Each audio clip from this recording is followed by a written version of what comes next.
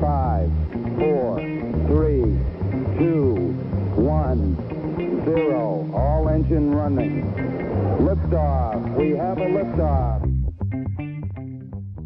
All right, so we've got a special session today. We're getting to know the coaches. We've got two of the men's hoops coaches. You want to introduce yourself real quick?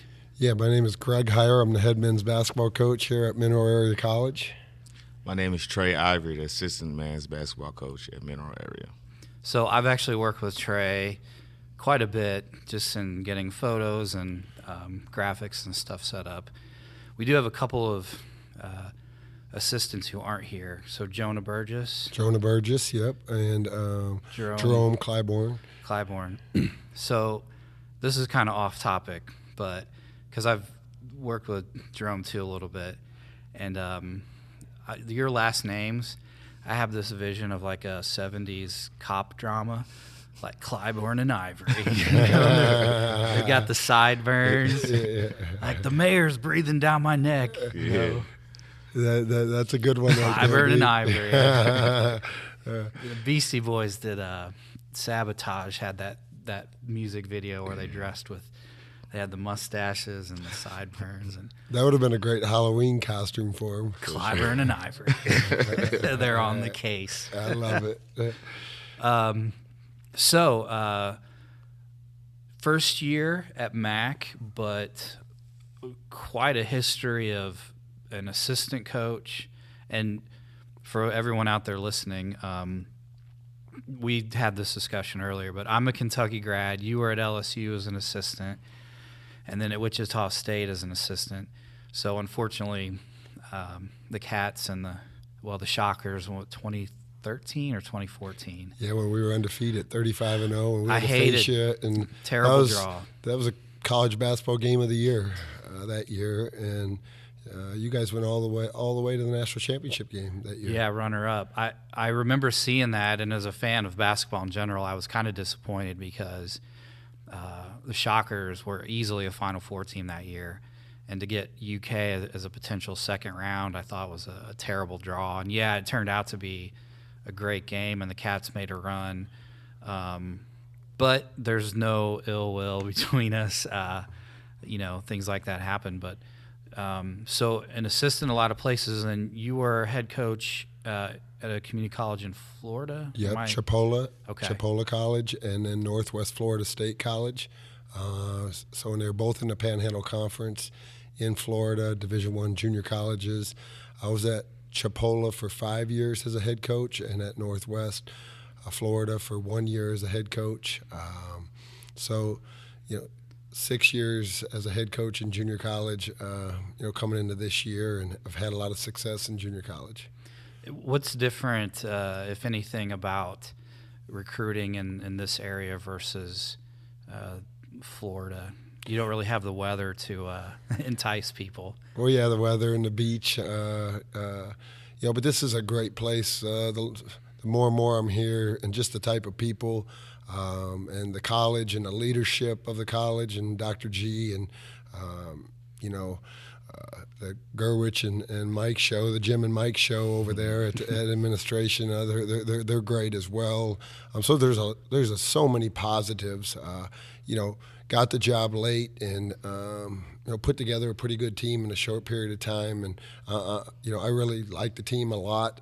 They're fun to be around. They're fun to coach, and they just keep getting better and better and better. And the sky's the limit for these guys. So there was a lot of positives to sell to put together a team like this, and so I'm excited.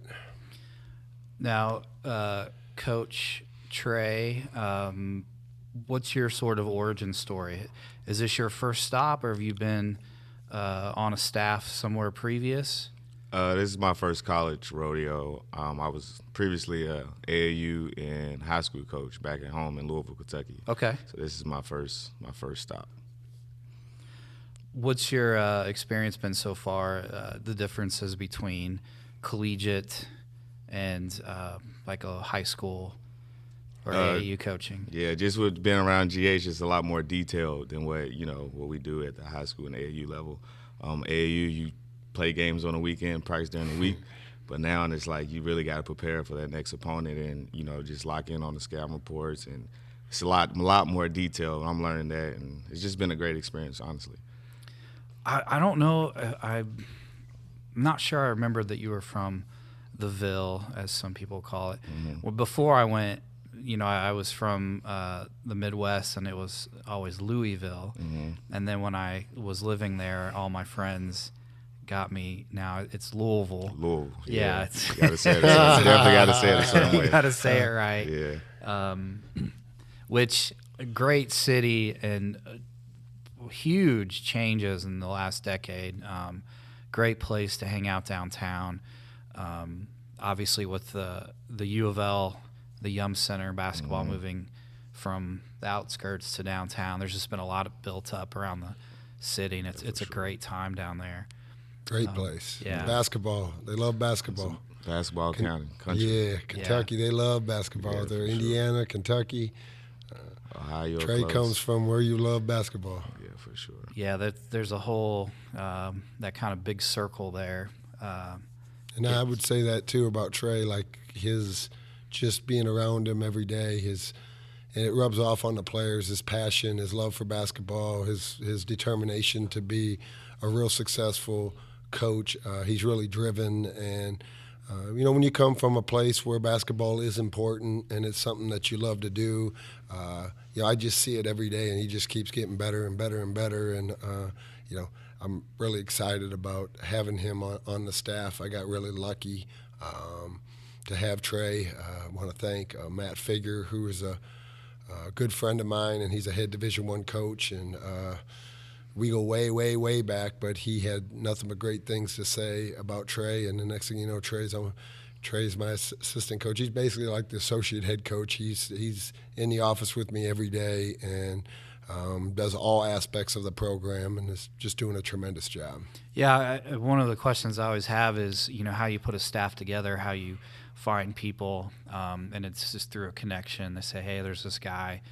And like Coach Jerome, I coached him at Southern Miss, so I've known him for a long time, and unbelievable person, great work ethic, family man, just really good with the players every single day. And then I got here, and we were staying in Briley and Jimmy's basement. They let us stay for about 5 days in their basement, and I was with her dad out back, and we were watching, I think it was a Saturday afternoon, and we were watching some I don't know if it was college football or what sporting event it was, and Jonah comes behind the house because he was working for Jimmy.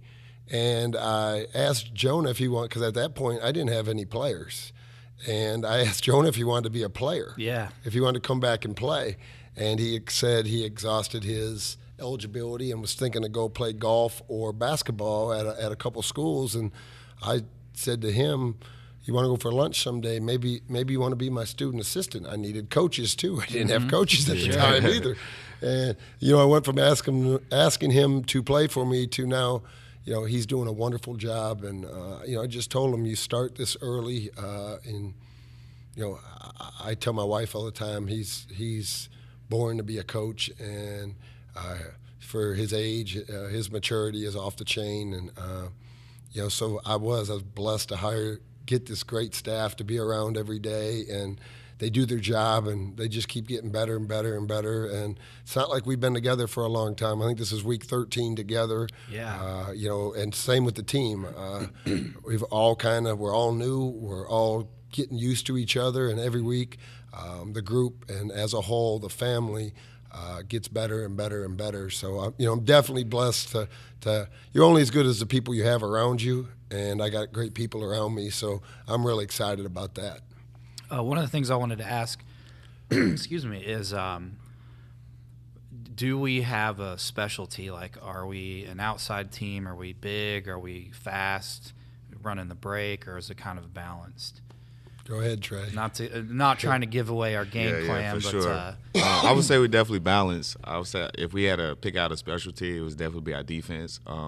Since day one we came in, GH, that's what he was built on. So what we built our team around is defense. So our specialty right now it's defense. Shutting them down. Yeah, we got to shut them down. Yeah, and we want to turn defense into offense, and we want to get back and make them play against our set defense. And the guys have just really, really improved a lot on the defensive end. And we've been playing defense with 5-pound weights in our hands for a 20-minute segment in practice, which makes a huge difference. Yeah. Got that from St. Mary's. St. Mary's does that with their guys, and it's really made us show our hands. And you take the weights away, and you got a lot better hand activity, but you can also move a lot easier when you don't have weights in your hands. Yeah. So that has really helped us on the defensive end, but just the emphasis from day one, because that's what travels. Defense, rebounding, and taking care of the ball travels everywhere you go. So you want to be elite in those areas, and we're not there yet, but we're definitely a lot further along than we were 13 weeks ago. And I just got to give credit to the guys because they're buying in and they're believing, and they have a defense first mindset too. Yeah, if you're cold one night, or you're in a gym where it's just off, you can always rely on what you can control, which would be that defense.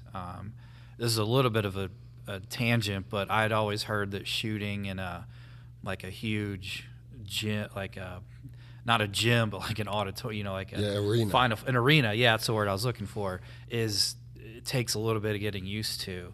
And obviously, having been at bigger schools, does that tend to be the case with your shooters? Yeah, definitely. I think back to 2012 when we played in the Final Four in Atlanta, and walking out there and there's 72,000 people, and you're playing in a football stadium, and the backdrop is it's like the hoop is in the middle of nowhere. Yeah, it's 200 yards away. Yeah, and it definitely takes some getting used to.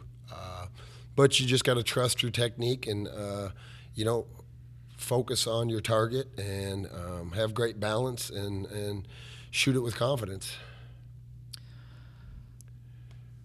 I will though, piggyback, kind of what you were just saying about the team, and they're a fun team to come watch. I think the community's really going to enjoy watching these guys and their effort and their hustle and their togetherness. They're really, really, really starting to come together as a group and have each other's back. So that's something that is fun as a coaching staff to have a group. Right, Troy? Yeah, I definitely agree with that. That was kind of one of the questions I thought we might get into, is having put everything together in a relatively short amount of time with so many new faces, without that overlap of a lot of second-year guys. You kind of are defining your culture from the start, and so even off the court, are you seeing that the guys are kind of gelling together as a group, and that's translated to practice and game time, stuff like that? Yeah, I would definitely say they're coming together. It's just being around them is fun. They laughing and joking and playing around. I think when you see a lot of that, you can tell that the togetherness is coming. It's coming a long way. It's just fun with these guys, man. I think they really enjoy being around each other, and they starting to get that mindset of we're not doing it for ourselves, we're doing it for each other type thing. Now you and all three of the assistants. They all three live over there with them too, and all the student athletes. Oh, okay. And what I was going to say is too, I've seen you guys actually out on the court. You will be running plays against the team. Yeah, so all three of the assistants are former players. It's all these old guys out there. Yeah. So me and Jerome played at Southern Miss, and then he went on to Austin Peay, and I played 4 years at Austin Peay. And then, obviously, Jonah just finished playing last year. So, yeah, we still got a little bit in our tank to go against the guys. Some days we need to bring it. Some days our red team does a great job. I'm more of a set shooter. I'm about 20-plus years out. Yeah. Just let me find a spot, and I'm not going to move. I'll just catch and fire. Do the older guys coaches, you like to talk trash when you're having a good day. Oh yeah, we're gonna talk trash, even if it's a bad day, because they're gonna say something to us. So we got to keep that competitiveness going. So yeah, definitely gonna talk trash. I don't know if you have a specific, and this just randomly popped, but I remember being younger, and I always got a kick out of it was TARC, the amoeba defense, and I didn't even know what it meant, but I just loved the fact that it had a name. Have you sort of developed your own mix or followed a particular style of a coach or a staff? How do you arrive at what you want to do? Well, I've worked for some great coaches as an assistant coach, and I played for some great coaches as well. I played in junior college for Chris Jans, who's a head coach at Mississippi State and one of the best defensive coaches in the country. Then I, was his assistant at Chipola, and then I was a head coach at Chipola, and then I went to work for Larry Eustace, who was a National Coach of the Year and is a defensive-minded, rebounding, taking care of the ball, get to the free throw line type of coach. And then I went to work for Greg Marshall, another National Coach of the Year, who's probably the most complete coach that I've ever worked for. And while I was at Wichita State, I was able to work with Steve Forbes, who's the head coach at Wake Forest, and KT Turner, who's the head coach in Texas right now at UT Arlington. Dana Ford, who's the head coach, and Dana was my assistant at Chipola, and he's the head coach now. TJ Osselberger was my assistant at Chipola, and he's the head coach at Iowa State. Corey McCray was my assistant. He's the associate head coach at Florida. So I've, been around a lot of guys, and I go work for Will Wade at LSU, and Will Wade is a tremendous offensive mind and rebounding coach. And I worked with some great assistants there as well, and Bill Armstrong, who's the head coach at Linkier right now, and Tony Benford, and then I went to work for Jason Shea at East Tennessee, and Jason Shea is just a basketball savant. He's just got a great basketball mind. And then, I went to be a head coach at Northwest. I went back to being a head coach after 13 years at Division I. And when you go back, you kind of, now, like you said, you get to build your own way, and it's defense first. And, from working in all the drills and the terminology and everybody speaking the same language from day one is really, really important. And just, understanding you got to jump to the ball, you got to stunt the pass, you got to stunt the dribble, you got to contest every dribble, contest every pass, contest every shot, and then get a body on a body and go gang rebound. And then you can turn defense into offense, forcing turnovers, long shots, forcing long shots, contested long shots.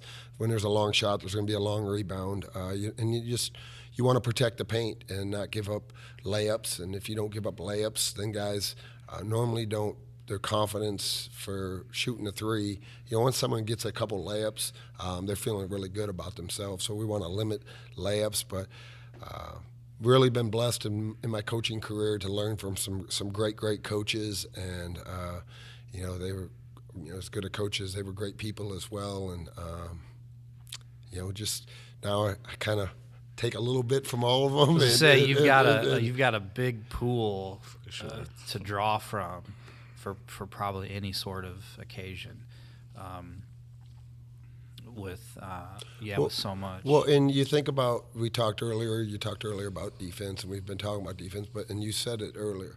I always say a great team, defense is important, rebounding is important, taking care of the ball, getting to the free throw line, making your free throws are free. But because when you're on your D and F game, meaning you're shooting under 35% or under 30% from the field, and you can't buy a basket, if you can still win those games because you play great defense and you do rebound the ball at a high level and you can get to the free throw line and make free throws, that's a sign of a great team, because you're going to have a handful of games like that every year. And are you going to win those games or are you going to lose those games? And it all comes back to the controllables, and defense is a huge controllable because it's about your effort, your heart, your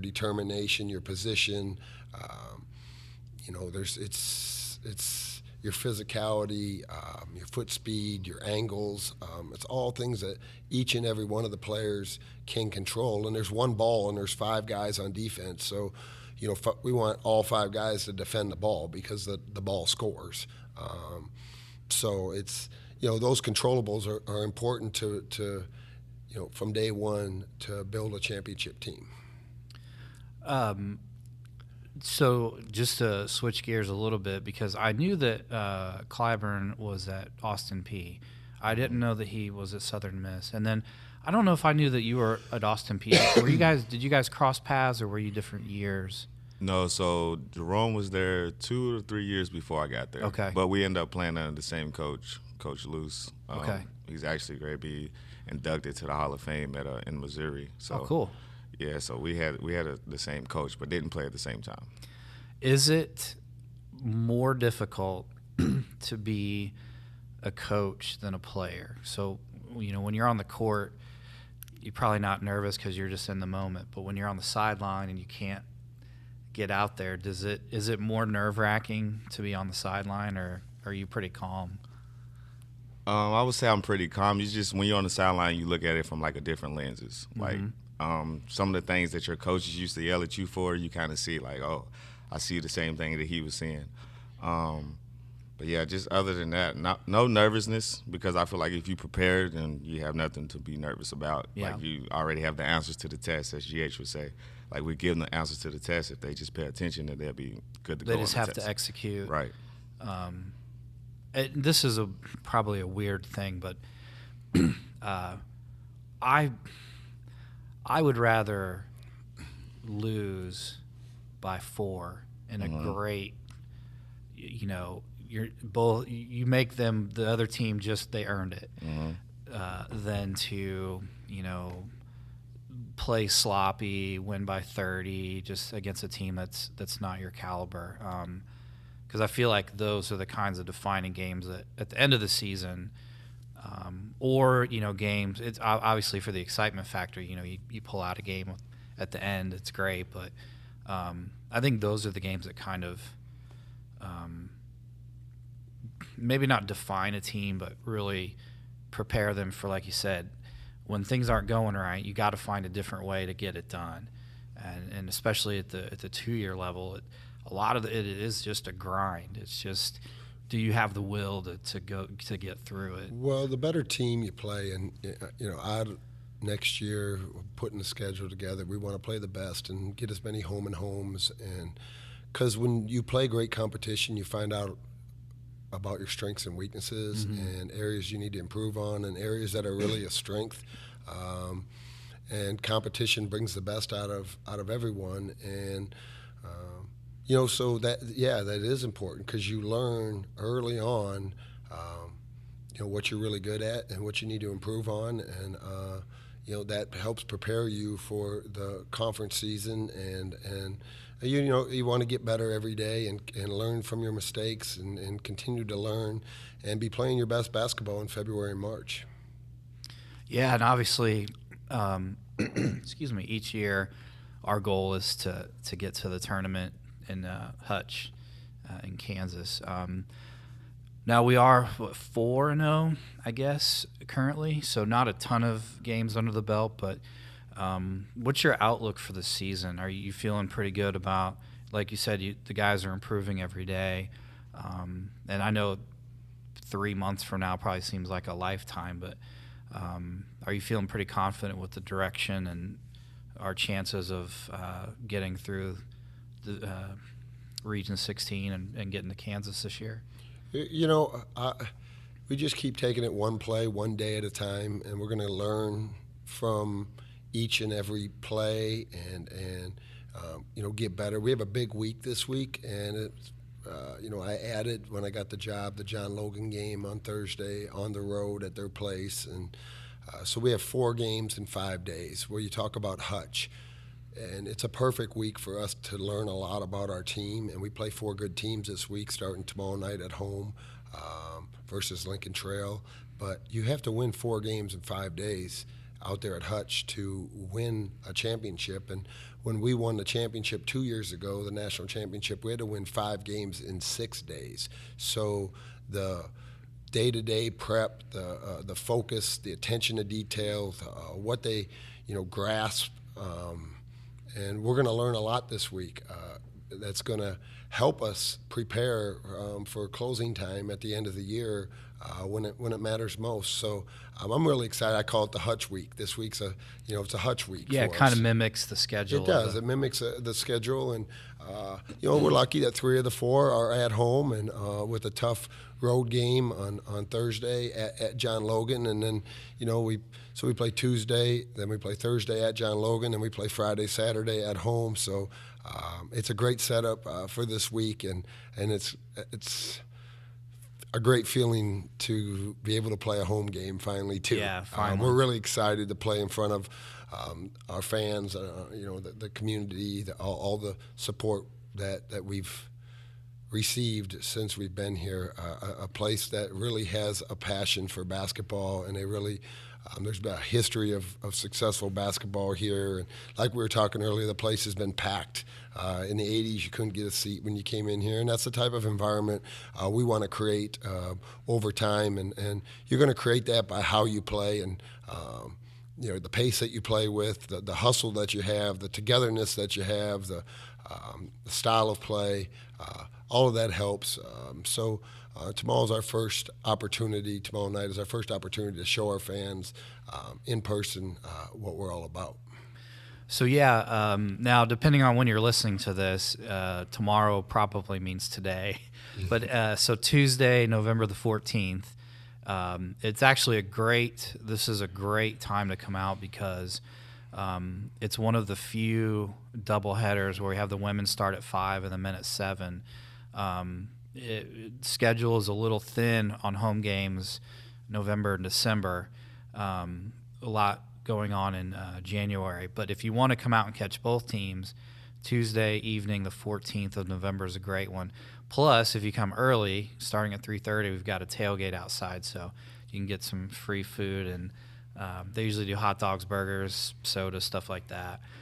So perfect time to come out. Now, if you can't make it Tuesday, the women do not play at home, but the men play that Friday and Saturday. That's and if you just like hoops in general, that's a good time to come out because we have other teams coming in, so you can get your fill of hoops for a 2-day. It's not really a tournament as much as kind of a round robin. We play Link Year on Friday at 7, and Link Year. Played a great game against Moberly and at Moberly. They're a very good team. They got a lot of Division I prospects on their team. And then Saturday we play Northeast Mississippi, who's a top 20 ranked team in the country. So what a way to finish the week off. We play them at 7 o'clock too. Okay, so both games are at 7. Both games are at 7. Yeah, so take advantage. Again, depending on when you might be listening to this, take advantage. Come out to the games when you can, because if you don't, you're going to not have too many more chances until January. But especially with good teams coming in, ranked teams, you get to see some really good games, see the new MAC men's team pretty much built from scratch. So I think there's a lot of excitement in the community. I know there's a lot of excitement on campus to kick off the season. And we talked earlier with Coach Palmer and Shepard, and as her 4th year, kind of really 3rd because her first season coming in was COVID year. So what a way to start your head coaching career. But a lot of excitement about the way the direction of the women's team. So a lot happening. A volleyball team just left this morning for Hutch to play in the national tournament. So lots of good things. Soccer kind of got snubbed a little bit, going undefeated and not getting a bid to the tournament. But at any rate, really entertaining. I think one of the points of pride for all the coaches that I've talked to is the quality of the student athletes that we're bringing in. And it's great to hear that from all the coaches and the players I've talked to that teams really start to gel together. And and they're having a good experience at the college as well. So just a ton of excitement. And I think that starts from the top, from all the coaches that we have, and our administration. We got a great group of head coaches at all the sports, and they do a great job. And they're all super successful, but they're great people. They're fun to be around. They got a good personality. They can laugh and have fun, but when it's business, it's business. And I just really appreciate all the head coaches here and the support that they've shown for us. But it's fun to watch what they do and the success that they're having with their student athletes as well. Another thing too, and people in the community will know this, but if you do come to a game, whether it's a baseball game or basketball or volleyball, students or athletes from other teams are there to support each other. And so that's really cool to see. Sometimes it's a little difficult. There's not really like a home cross-country event, but those runners, those players, students will be at games to support the other teams. So I sometimes joke, we get international students or students from cities, and it's like, oh, you kind of come to small town Missouri, and but hey, at least you got plenty of time to focus on your studies and not get into too much trouble and focus on practice. And they all kind of find a sense of fun and camaraderie amongst each other, and that spills over into the other teams. So you'll get a lot of support from baseball guys will be there, softball girls will be there. Obviously the hoops team support each other, and volleyball and all that stuff. So it's really a good time to come out to the Bob Seacrest Fieldhouse.